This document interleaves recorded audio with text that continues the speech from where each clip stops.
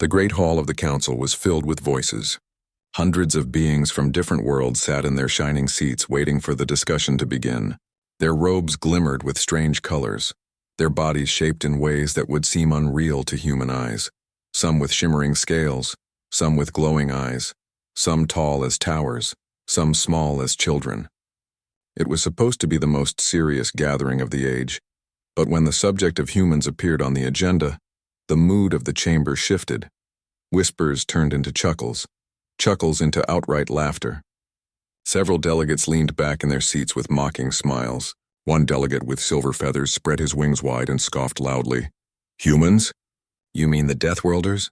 The wild ones who nearly destroyed their own planet? The hall erupted in agreement, their voices sharp and cruel. Another delegate, with a deep voice like rolling thunder, slammed his claw against the desk and declared, "They cannot sit among us. They fight too easily. They rage like storms. What madness would it be to give them a place here?" The laughter grew. Some delegates shook their heads in disbelief, as if the idea of allowing humans into the council was a ridiculous joke. Others began recalling every failure they could think of. They spoke of the wars humans had fought, the pollution they had created, the weapons they had built. Every flaw was dragged into the open. In the middle of the hall, a quiet group of supporters sat still. They were a minority, and their voices had been drowned out many times before. They believed humanity was more than the stories of violence, but it was difficult to speak against such a loud majority.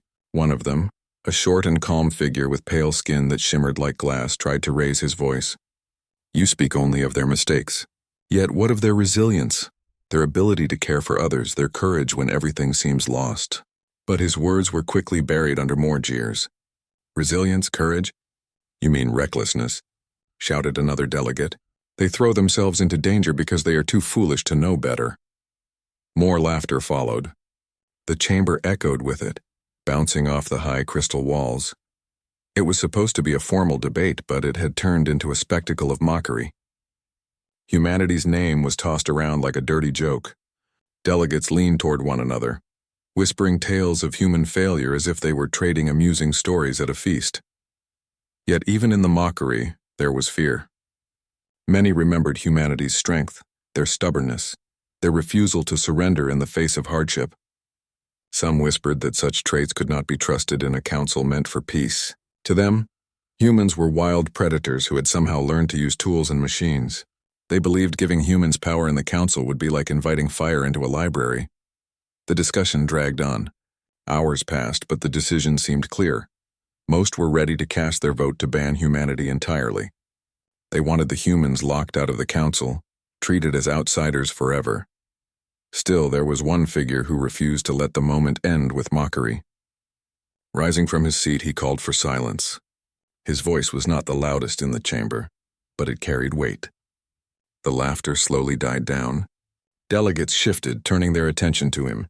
He did not attack the others with words. He did not argue. Instead, he made a request. "Before you vote," he said, "I ask that you see something with your own eyes. Do not judge based only on stories of war and destruction. Watch this and then decide." The hall grew quiet. Some rolled their eyes, already impatient, but the council had long traditions. A request for evidence once made could not be ignored. Reluctantly, the council leader agreed, and the lights in the hall dimmed. The laughter faded, replaced by an uneasy silence.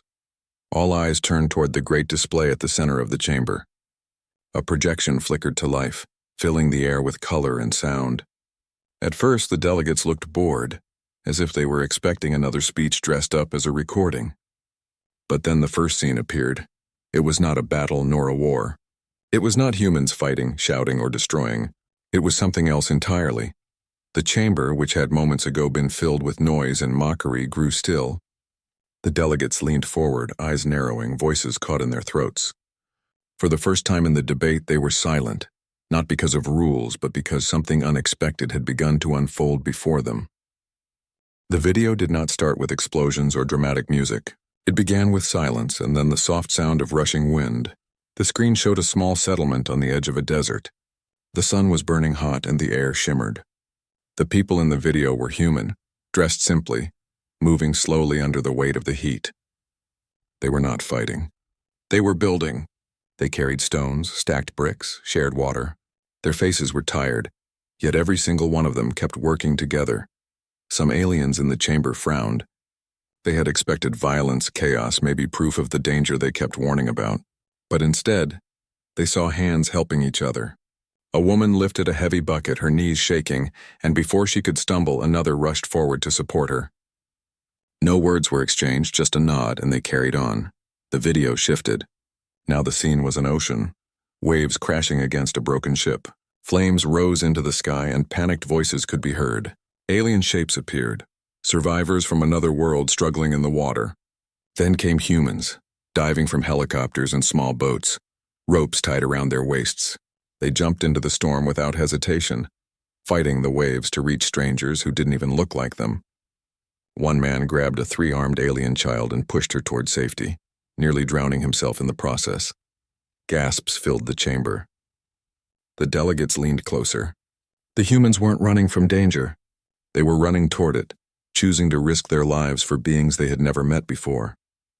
The video continued, showing different moments, each one carefully chosen. It showed a group of humans clearing rubble after an earthquake, lifting slabs of stone with bleeding hands while calling out for survivors.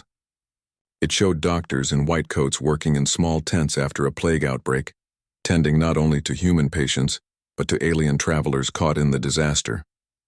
It showed children handing food to strange creatures stranded on Earth when their transport had failed. Each clip lasted only a few seconds, but together they painted a picture that words could not. Humans were not only fighters. They were healers, builders, protectors. They were reckless, yes, but reckless in the way of running into fire when others ran away. Reckless in the way of giving when they had little themselves. Reckless in the way of holding on to hope when everything seemed lost.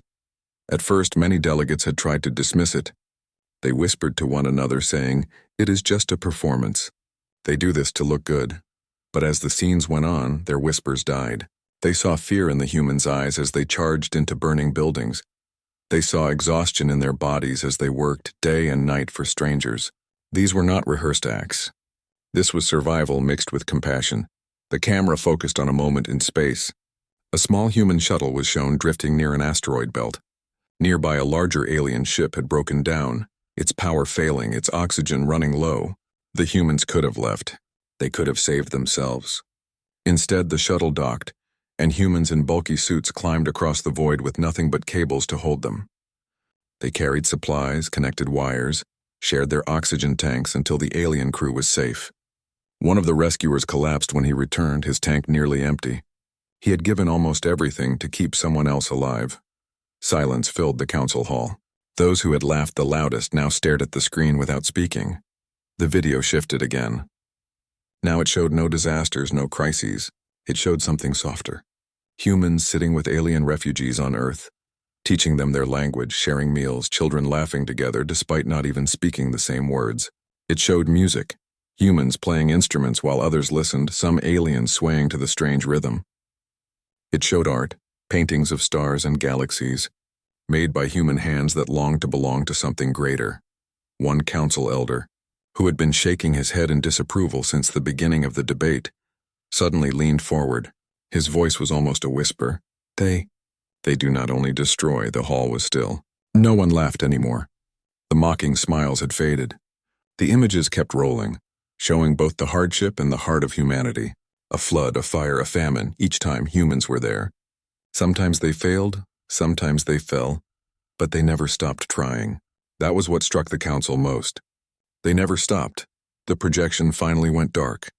The silence in the chamber was heavier than stone. The delegates sat frozen in their seats, their earlier confidence gone. The feathers of the winged delegate no longer flared in pride.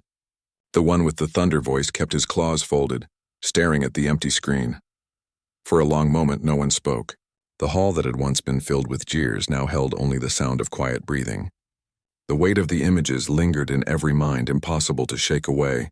Then a small voice broke the silence. It came from the same supporter who had asked them to watch. "You have seen," he said softly. "You may judge them for their wars, their mistakes. But can you deny what you just witnessed?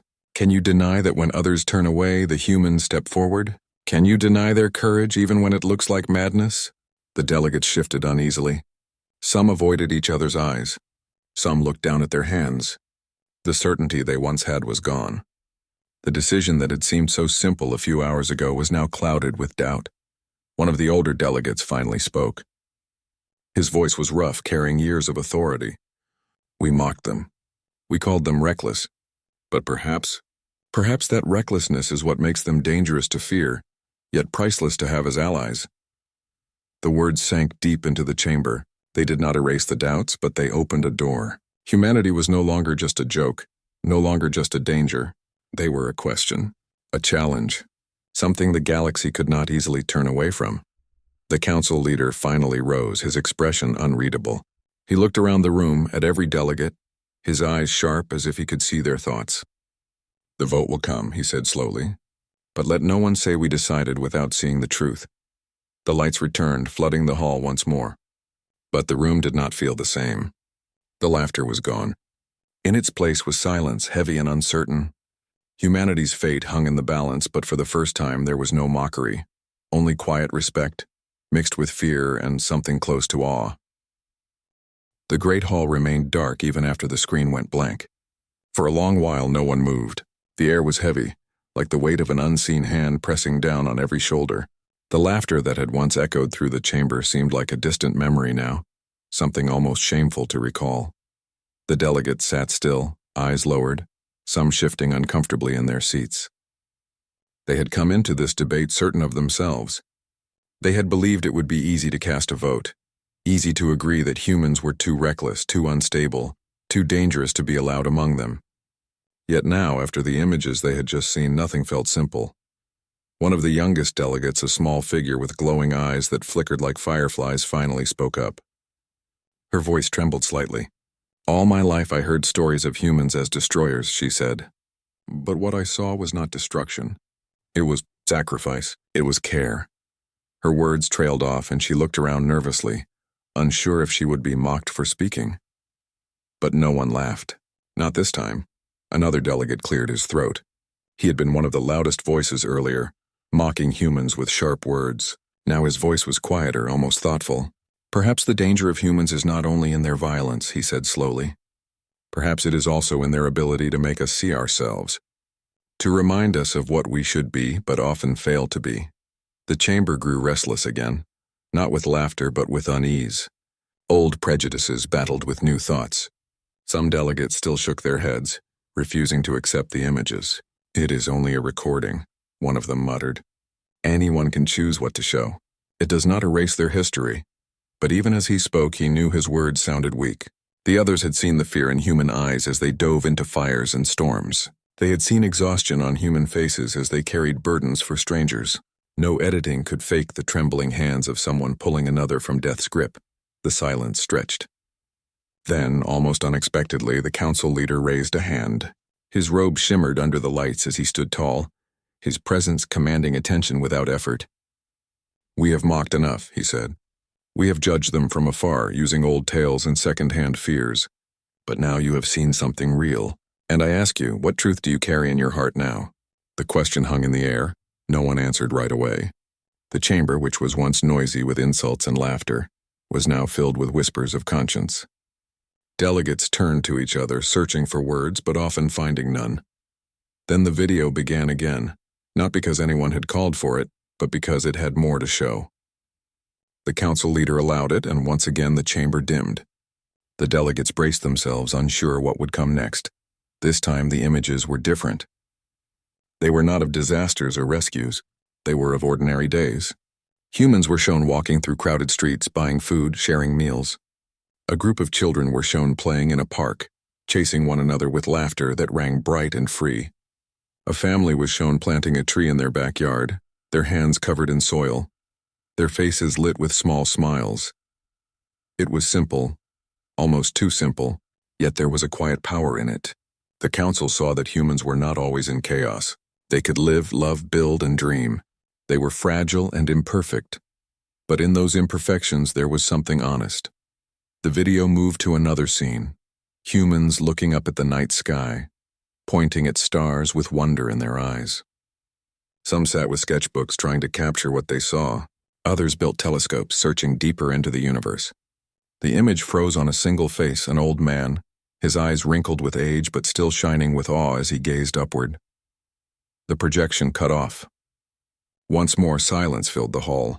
One elder delegate, who had never spoken much, finally rose. His voice carried a gravity that pulled every ear toward him. "When I was young," he said, "I too looked at the stars with wonder. But as years passed, duty and politics hardened me. I forgot that feeling. Watching them now, I see it again. They are dangerous, yes, but they also dream. Perhaps that is why they frighten us. They remind us of what we have lost." There was no applause, no loud agreement, only a deep silence that spoke louder than noise ever could. Another delegate, tall and stern, stood slowly. Earlier he had shouted that humans were storms, nothing more. Now his voice was quieter. "Storms bring destruction," he said, "but they also bring rain. Perhaps humans are storms, but storms that can give life, not only take it away." The mood of the council had shifted entirely. The jeers and mocking words were gone, replaced by thoughtfulness, even humility. Some still looked doubtful, clinging to their fear of humanity's violent past. But others had begun to see something new, something they had never allowed themselves to believe. The council leader watched all of this carefully. His eyes studied every delegate, every movement. He had seen many debates, many arguments, but rarely had he seen a hall so deeply shaken. He did not smile. He did not frown. He simply observed, waiting for the weight of the moment to settle, and then he said, "When we first began this debate, many of you laughed. Now none of you laugh. That alone tells me the truth has already begun to change you." No one dared to argue. The meeting was not finished yet. The vote had not been cast. But the silence that had followed the video was more powerful than any speech could have been. It was the silence of realization. The silence of hearts that could not return to ignorance after what they had seen. And for the first time since the debate had started, the future of humanity in the stars did not seem already written. The council chamber sat in heavy silence, as if the very walls were holding their breath. The faces of the delegates had changed. Where once there had been smug grins and mocking eyes, now there was something else. Hesitation, discomfort, even shame. The weight of the video lingered in the air like smoke after a fire, impossible to wave away. No one dared to speak too quickly. The sound of shifting robes, the scraping of a chair, the soft cough of someone clearing their throat. These were the only noises that dared break the quiet. Finally, a delegate from a proud and ancient species leaned forward. His skin was lined like old bark, and his eyes glowed faintly as if lit from within. He had mocked humanity earlier, calling them a primitive danger. Now his voice was low, carrying a weight that came not from arrogance, but from thought. "I have spent years believing humans were wild beasts in clever clothing," he admitted. "I judged them by their scars, by their battles, by their chaos. But after what I have just seen, I wonder if perhaps those scars are not marks of shame, but marks of endurance. They stumble, they fall, but they rise again, and not only for themselves." His words hung in the air. Some nodded faintly, though others frowned, still clinging to doubt. A sharp voice cut in from across the chamber. "Do not be fooled," said another delegate, her features cold and sharp. "You saw a handful of chosen images. Acts of mercy, yes. But are they not the same species that built weapons able to scar planets? Are they not the same species whose wars nearly consumed their own world?" Her voice rose slightly. "One does not forget such danger because of a few noble deeds." The chamber stirred uneasily. The doubts she spoke of were real, rooted in history no one could deny. Humanity's past was filled with blood as much as it was with hope. But before her words could ignite fresh mockery, the calm figure who had presented the video stood again. His presence was quiet but firm. "Yes," he said, "humans have fought wars. Yes, they have made mistakes that nearly destroyed them. But tell me, what species here has not fought, has not erred, has not bled in its history? Do you sit here today as perfect beings, untouched by conflict? Or have you simply buried your past more deeply than they?" The room grew tense. Delegates shifted in their seats. He was right, and they knew it. Many of their own worlds had histories stained with conquest and cruelty.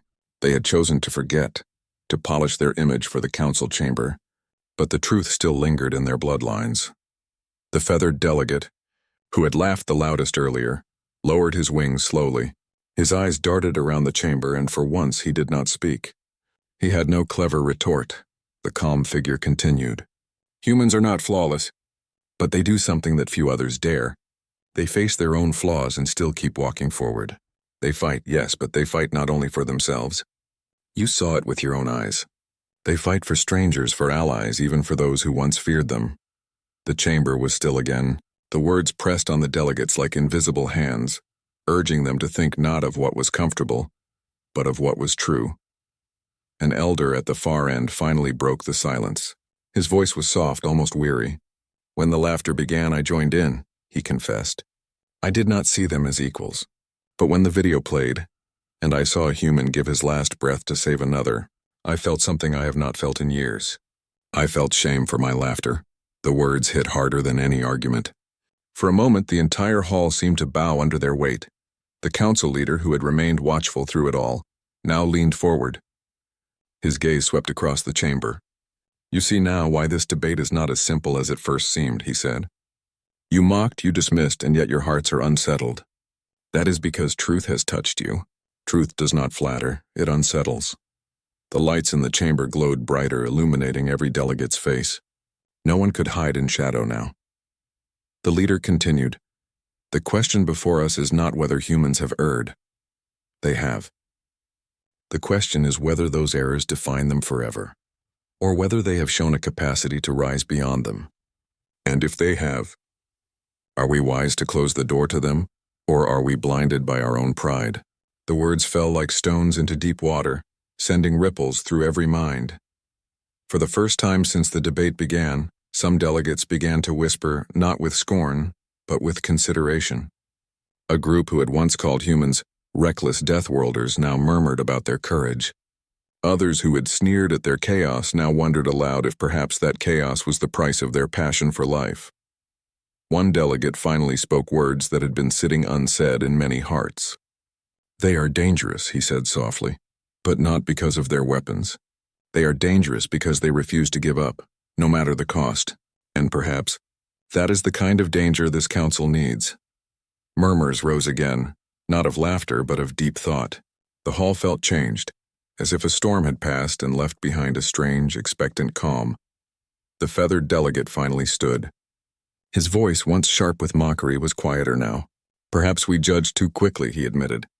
Perhaps we feared them not because they are weak, but because they are strong in ways we do not understand. He hesitated, his wings folding close around him like a cloak. I will not laugh at them again. The words were small, but they carried far. Others nodded. A few even lowered their heads in quiet acknowledgement of their earlier arrogance. But not all were convinced. Some still sat with cold eyes, their arms crossed, their doubts unshaken. They whispered that humans were too unpredictable, that their compassion could not erase centuries of violence. These voices did not vanish, they lingered, sharp and stubborn. The council leader allowed the whispers to settle. Then he raised his hand once more. The time for laughter is over, he said firmly. The time for judgment draws near. Tomorrow we cast our vote. Tonight you must sit with what you have seen. Do not hide behind easy words. Do not cling to pride. Ask yourselves honestly, can we afford to ban those who run into fire when all others run away? The chamber grew still again. One by one, delegates began to leave their seats, their robes trailing behind them. No one laughed, no one boasted. They left quietly, each lost in thought, the weight of the decision pressing heavier than any crown. When the hall finally emptied, only a few remained, sitting in silence. The calm figure who had shown the video lingered, his eyes on the blank screen where humanity's deeds had been displayed. He knew the battle was not over. Tomorrow's vote could still go either way, but tonight something had shifted. The mockery was gone. The fear remained, yes, but it was no longer the only voice in the chamber. And for the first time, the future seemed uncertain, not because humans were unwelcome, but because perhaps they might finally belong. The next day, the great council hall was brighter than before. Sunlight poured through the tall crystal windows, scattering colors across the floor. Yet the brightness did nothing to ease the tension in the chamber. Every delegate who entered felt the weight of what was about to happen. Today they would decide humanity's place in the stars. The seats filled one by one. Some delegates walked with their heads high, masks of confidence hiding their inner doubts. Others entered quietly, their eyes distant, still lost in the images from the video. No one laughed this time. No one whispered insults, The hall that had once echoed with mocking words now carried only silence, thick and uneasy. The council leader sat at the highest seat, his robes glowing faintly with threads of silver. He did not speak right away. He allowed the silence to stretch, knowing that silence itself was a teacher. Only when the last delegate had taken their place did he rise to his feet. Yesterday, he began, his voice deep and steady. We mocked. We dismissed. We believed ourselves certain. But then we saw with our own eyes what humanity is capable of, not only their scars but their strength. Today we must decide not with laughter, not with fear, but with honesty. Today we cast our vote. A murmur ran through the hall. Some delegates straightened their backs, others clenched their hands. The weight of history sat on their shoulders. This was not just about humanity. It was about what kind of council they wished to be. Before the vote began, the leader opened the floor one final time. If any wish to speak before the decision, speak now. For a long moment, no one moved. Then a delegate rose slowly. It was the elder with bark-like skin who had admitted his shame the day before. His eyes glowed softly as he looked around the chamber. I was among the first to mock, he confessed. I called them beast. But when I saw the human give his life for a stranger, I felt the weight of my own arrogance. They are not perfect, but none of us are. And I ask you, if we shut them out for their flaws, should we not all shut ourselves out as well? The hall was still. His words struck deep. Another delegate stood. She was the one who had argued fiercely against humanity, her voice sharp as steel. Today her tone was cooler but no less strong. Do not be blinded, she warned. Yes, they show compassion. But they are unstable, unpredictable. Their history is proof enough. Can we risk giving them a seat among us, knowing they could turn their passions to war as easily as to peace? Her words stirred unease. Many nodded faintly, remembering their fears. But then a voice answered her, calm and steady. It was the quiet figure who had shown the video. He did not raise his voice, but it carried clearly across the chamber. You call them unstable. But what is stability worth if it means indifference? When disaster comes, stability stands still. Humans do not. They run forward. Yes, it is reckless. Yes, it is dangerous. But sometimes it is the only thing that saves lives. He paused, letting the words sink in. The question is not whether they are dangerous. The question is, can we afford to face the future without them? The chamber grew quiet again. Every delegate felt the weight of the choice pressing harder now. The council leader finally raised his hand. Enough. It is time. A great device rose from the center of the chamber, a circular platform that glowed with lines of light. Each delegate would cast their vote by placing their hand or claw or wing or whatever form they bore upon the platform. The lights would count the decision one by one until the final result was clear. The hall held its breath as the first delegate stepped forward. The glow shifted as his vote was cast. Then the next came, and the next. Each step, each touch of the platform echoed like a drumbeat in the silence. The votes climbed, the light shifting between two colors, one for rejection, one for acceptance. At first, rejection was ahead. Many still clung to their fear. The color of exclusion shone brighter, and whispers filled the chamber. But then something changed. A delegate who had mocked humans most cruelly the day before placed her hand upon the platform. For a moment, all assumed she would choose rejection. Yet when the light flared, it was not the color of exclusion. It was the color of welcome. Gasps spread through the hall. She lowered her head but said nothing, unwilling to explain. More followed her lead. The tide began to shift. Acceptance climbed, overtaking rejection by a small margin. The tension in the room thickened. Every vote mattered now. Finally, the last delegate approached. It was the feathered one, who had laughed the loudest at the beginning. His wings were folded tightly against his body, his steps slow.